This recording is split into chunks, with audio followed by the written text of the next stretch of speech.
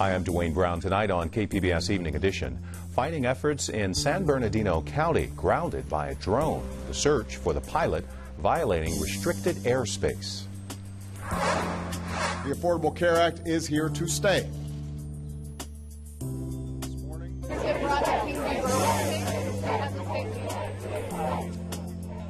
Supporters echo President Obama's message after today's Supreme Court ruling keeps Obamacare intact. We'll have complete coverage and analysis just ahead. Plus, what a San Diego charitable food organization is doing to get healthy meals to hungry kids during summer break. I'm Peggy Pico with those conversations just ahead. It's just in me to want to go to college and to come back and apply whatever I learn in college to my reservation. Dreaming of higher education while growing up on a reservation, the summer program making those dreams come true. KPBS Evening Edition starts right now.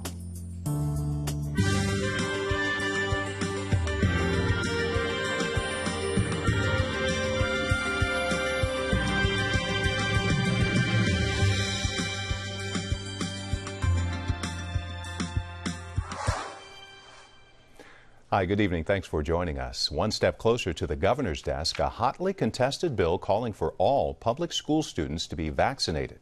The measure won approval in the state assembly today.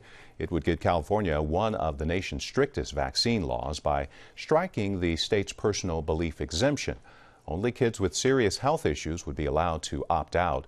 Unvaccinated children would need to be homeschooled. I feel like the level of rhetoric, ideology over this issue made it very difficult to have that kind of dialogue and that kind of give and take. And I feel like while it may have been possible to achieve a bill that would have balanced the public health needs to vaccinate more kids in pockets with the rights and concerns that parents and kids might be pushed out of the education system. I think it would have been possible to achieve that balance. I don't think the bill achieved that balance at the end of the day. The bill is designed to increase immunization rates after a measles outbreak linked to Disneyland in December. The bill now returns to the state Senate for amendment review. Declaring victory today, the Supreme Court sent a clear message President Obama's health care overhaul is here to stay. This morning, the court upheld a critical part of this law, the part that's made it easier for Americans to afford health insurance regardless of where you live. If the partisan challenge to this law had succeeded, millions of Americans would have had thousands of dollars worth of tax credits taken from them. For many, insurance would have become unaffordable again. Many would have become uninsured again. Ultimately, everyone's premiums could have gone up. America would have gone backwards. And that's not what we do. That's not what America does. We move forward. Justices rejected a major challenge that would have imperiled the landmark law and health insurance for millions of Americans. KPBS reporter Kenny Goldberg explains from our North County Bureau. The decision was a big win for supporters of the Affordable Care Act. Challengers of the law argued it restricted subsidies to people enrolled in state-operated insurance exchanges. But in their 6-3 vote, the Supreme Court said it was clear that Congress intended to make the subsidies available nationwide. Ron Pollock, executive director for Families USA, hailed the ruling. Make no mistake about this. Today's decision has monumental significance. It means that the Affordable Care Act is not just the law of the land, it will remain the law of the land. It means that the millions of people who have been receiving subsidies that make all the difference in terms of whether health insurance is affordable, people will continue to receive those subsidies and they will continue to have health insurance. So this is a big sigh of relief for millions of people across the country. Peter Lee directs California's exchange, known as Covered California.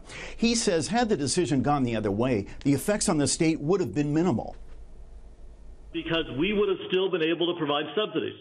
but it would have led to uncertainty and confusion by consumers across the state wondering if the law is applied. Since it was introduced in 2014, Covered California has enrolled more than 1.3 million people in health insurance plans. 88% of them got federal subsidies. Kenny Goldberg, KPBS News. Here's another look at the Affordable Care Act. California and the other states in orange have their own health care exchanges. In blue, 36 other states who rely on the federal health care exchange for coverage. Peggy Pico continues our coverage of the Affordable Care Act decision with the political impact and what it could mean here in San Diego. Here in California, the Affordable Care Act is administered through Covered California. Joining me with how the state's coverage will move forward after today's decision are my guest, Gary Roto, Director of Health Policy for the Council of Community Clinics, and California Western School of Law professor Glenn Smith. And Gary, what does today's Supreme Court decision mean for the health care system in general here in California? Well, while it didn't have a specific effect or a direct effect on California, what it did is it kind of settled the air. It allowed people who often get confused by the national news to realize that Covered California, our state exchange, and the Medi-Cal expansion will continue. But you're definitely invested with this, with the clinics. What was your first thought when you heard that the subsidies had been upheld? Well, I was delighted for our colleagues all across the country because 2/3 of all clinics, all community health centers and community clinics are in states where there is a federal exchange. And if the subsidies had been ruled illegal, that would have really affected those particular sites of care.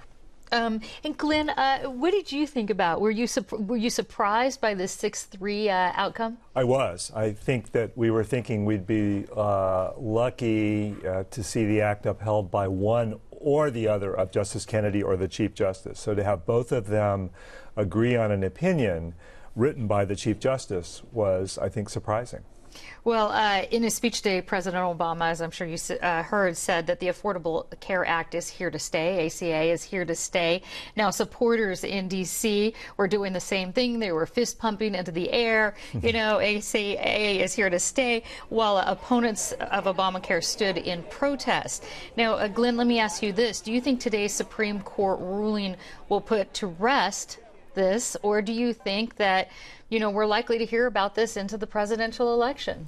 Oh, I have no illusions we won't hear about it in the presidential election. I'm hoping that it will be clear that twice the Supreme Court was invited, first on constitutional grounds and then on statutory grounds, to throw a roadblock, and it declined, and it said it wants to defer to the political process. So I hope that message at least gets clear in the legal system, which is what they can send a signal for. So do you think it'll go back to the Supreme Court on some level, or do they generally not revisit it after so many This times? issue won't go back. I never say never. There's a couple of lower court obscure arguments running around there. But, you know, anyone who is a perceptive reader of this opinion and the one 3 years ago ought to be clear that, at least from the standpoint of the courts, it's over. It's settled. Gary, getting back to Covered California, what kind of challenges does California still face when it comes to the Covered California or the Affordable Care Act? Well, after 2 open enrollment periods, arguably those that continue to be uninsured and are eligible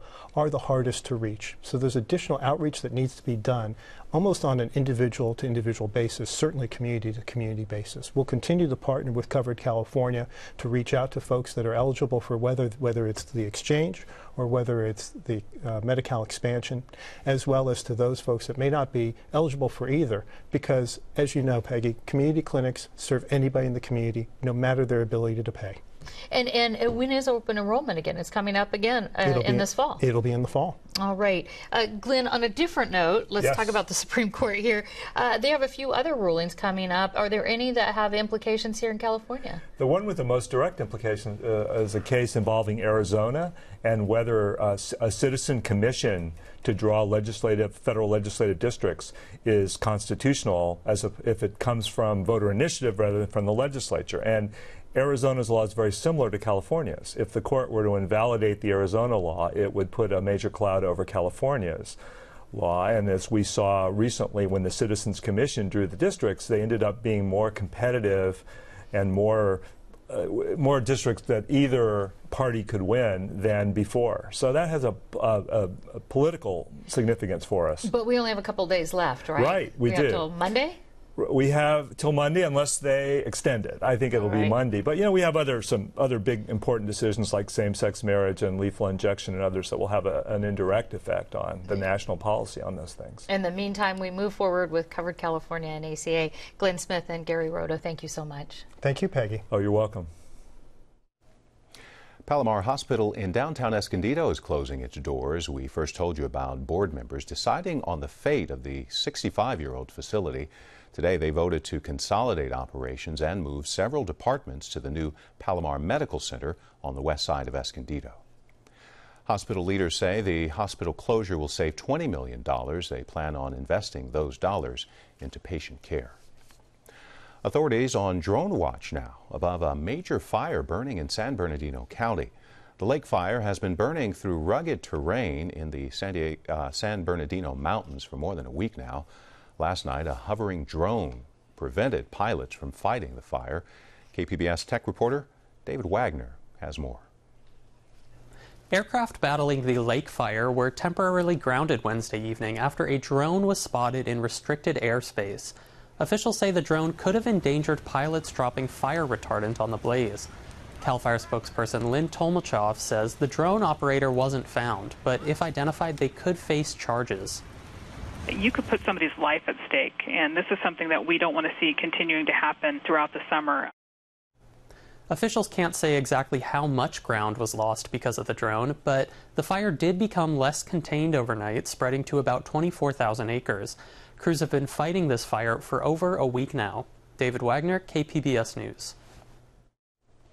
Reversing course, the consumer group Turn just retracted support for a nearly $5 billion settlement to shut down the San Onofre nuclear plant. The deal stuck ratepayers with the majority of costs to close the North County plant. Turn's about-face comes 6 months after it became public that former PUC President Michael Peavy met secretly in Poland in 2013 with an executive from Southern California Edison to discuss a framework for the settlement. PUC officials and utility executives are the target of federal and state investigations. City of Encinitas is now the fourth in San Diego County to ban the sale of dogs from commercial breeders. The council there voted unanimously this week to allow only pets from shelters, the Humane Society, or rescue organizations to be sold. Mayor Kristen Gasper said she received more emails on this one issue than any other issue since she took office last year.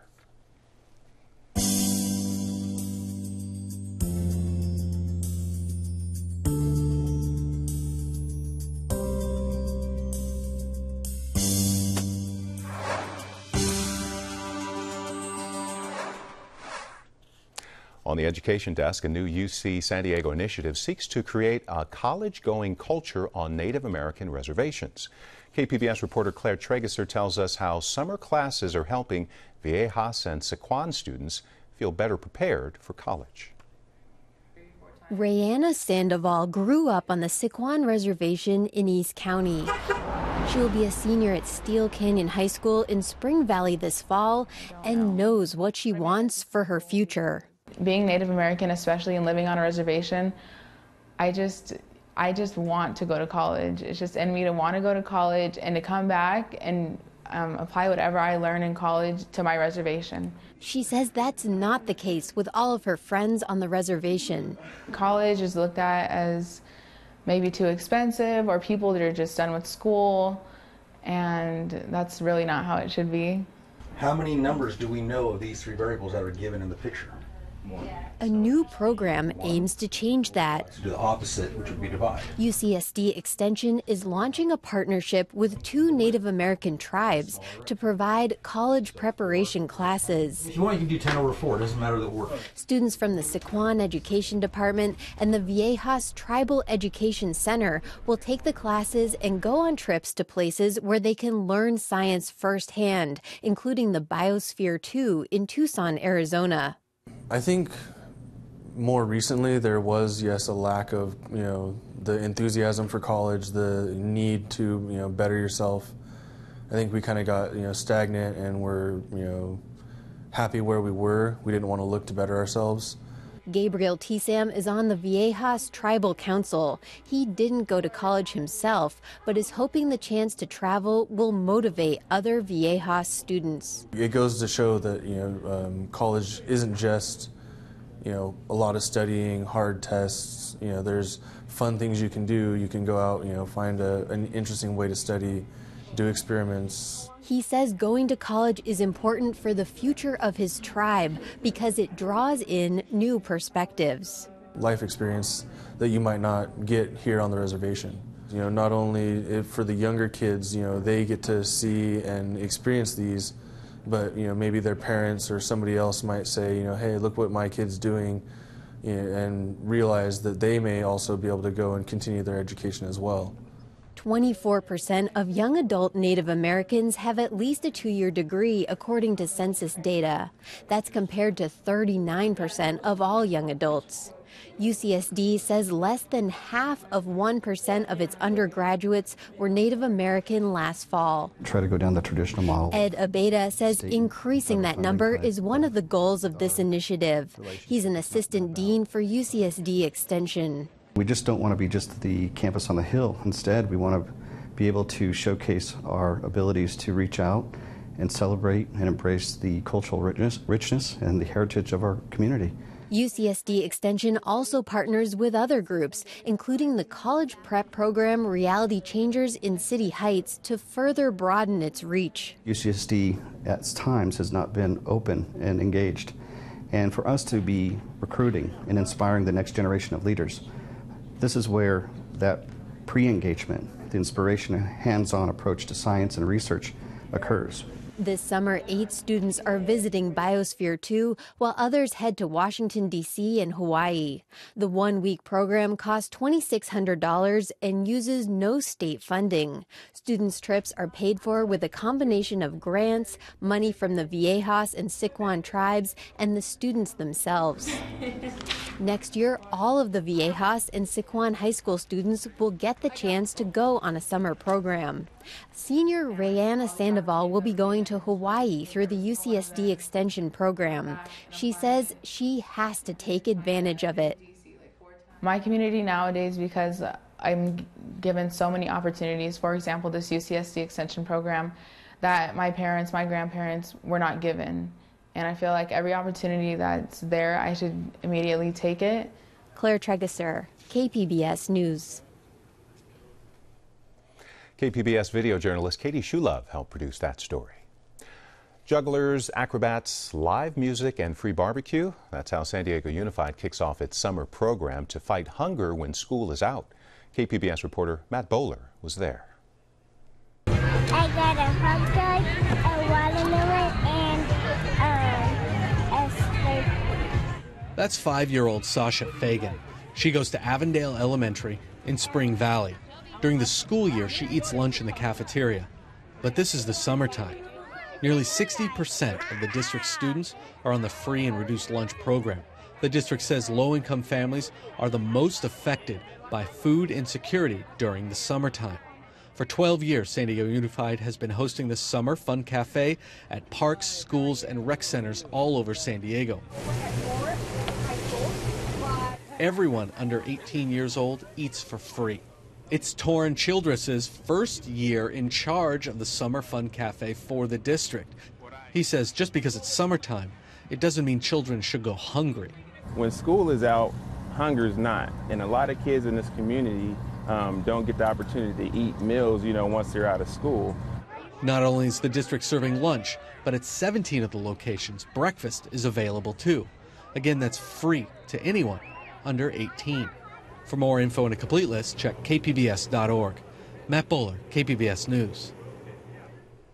Hunger is a big problem in San Diego, as we heard, especially for children. Peggy Pico takes a look at how one group is helping get healthy meals to kids all year long. Many students who rely on school meals throughout the year are at risk of not having enough to eat during summer break. Joining me with an update on the challenges and some solutions is my guest, Anahid Braki, Executive Director of San Diego's Hunger Coalition. And Anahid, how many kids in San Diego experience hunger? Hunger is an issue in San Diego that people really don't know the extent of. There are approximately 160,000 children in San Diego County who experience food insecurity. And by that I mean they don't have enough food at all times to lead an active, healthy life. That's surprising. Are there certain areas are there certain areas where that's more prevalent than others? Or is it? It follows the poverty patterns of the city, of the county. I see. And also, just to give you a sense of what 160,000 children means, that would fill Qualcomm Stadium 2 times and another quarter. And these are the kids that have the food insecurities, don't know where their food is coming from, or don't have enough to be healthy. Correct. What are some of the contributing factors to food insecurity for our population here? So our economic recovery hasn't touched the bottom 30 to 40% of families in San Diego County. That's really the bottom line of this situation. Families are struggling to make ends meet. They have to make choices. A lot of times that means skipping a meal at the end of the month. It means buying unnutritious food that's cheaper. Sure. What are some of the key challenges in getting, healthy food or getting food to these kids over summer break that might have got the food on campus? Exactly. During the school year, children are able to access breakfast and lunch at their schools. So in the summer, when that's gone, that's a huge burden on the family budget that wasn't there during the rest of the year. So we have summer meal programs. We have 240 sites throughout the county that provide lunch during the day, and many of them provide an after lunch snack that's a little later in the afternoon. And where are those? How do people find out about those? Awareness is actually one of the #1 challenges to participation in these summer meal sites. For all of the children who are eligible for free and reduced meals and participate in that program during the school year, 1 in 7 are participating in summer meal programs. So it's awareness, it's a bit about the model itself, which doesn't work for all families. Transportation is an issue for people. You have to go at a certain time during the day. It works very well when there's a lot of programming at the site, so people can drop their kids off for a few hours or half day or full day. Kids are getting summer enrichment, they're getting fed. So that is an ideal. So kind of a one-stop shopping. It's wonderful. And where are those? Are those at rec centers? Are they at library? Where are they if they're not at the schools? Exactly. They're at they're at rec centers, they're at nonprofit, community-based organizations, they're at the libraries. I see. And your organization is actually starting an outreach pilot program with the San Diego Unified School District. Tell us about that. So, as I mentioned, awareness of the program is a incredible barrier. A lot of families just don't know that these programs are available. So at the end of the year, the school district does a great job. They send out flyers, they do robocalls, but parents at the end of the school year, there's a lot going on at home. There's a lot of excitement with the summer. The messages are just not penetrating. So what we are doing is partnering with San Diego Unified School District to look at 5 of their underperforming sites. So they're not getting their target number of kids in these sites in southeastern San Diego, which is a food insecure area. It's called by some a food swamp. So our strategy is to partner with agencies, with community-based organizations on the ground. Diane Moss, who's a community leader in that area, she's the founder of Project New Village. She's an advisor to us on this project. We are going to be partnering with churches, with other programs in the community to get the word out. We're actually going to be canvassing and dropping off flyers with very tailored schedule of the meals in that particular neighborhood. So kind of a coordinated effort here to get the message out. That's exactly what it takes. Yeah, and it brings me to my very last question here. Do these food service programs, the Food Bank, Cal Fresh here in San Diego, do you all coordinate together, or is this something you're working on? It's something that we're working on. Solving hunger means, until we have a completely different economy in this country and in this county, what solving hunger means is that we are fully utilizing all the resources available, Cal Fresh, food stamps, school meals, the food banking, and it also means interweaving them, which is something that we're working on with our partners. We work closely with all of them together. Okay, there's a lot more about this on our website, kpbs.org. Anahid Braki, thank you so much. Thank you. I'm Judy Woodruff on the next News Hour. How a troubled school turned around by adopting the International Baccalaureate program. That's Thursday on the PBS News Hour.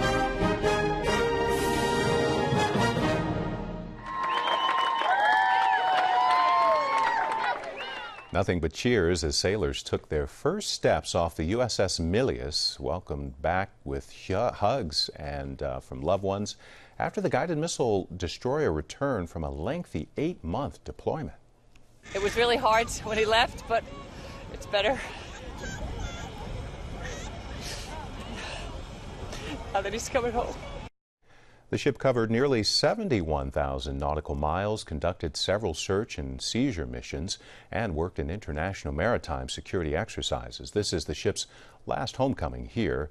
It's scheduled to be transferred to Japan. Feeling a lot like summer in San Diego. Plenty of sunshine along the beaches over the next few days. Temperatures there in the 70s. 80s for the inland valleys over the next few days. And we're looking at a mix of sun and clouds. For the mountain areas, temperatures in the 80s. And that heat wave continues in the desert. Triple-digit temperatures. You can find tonight's stories on our website, kpbs.org/evening edition. Thanks for joining us. Have a great night.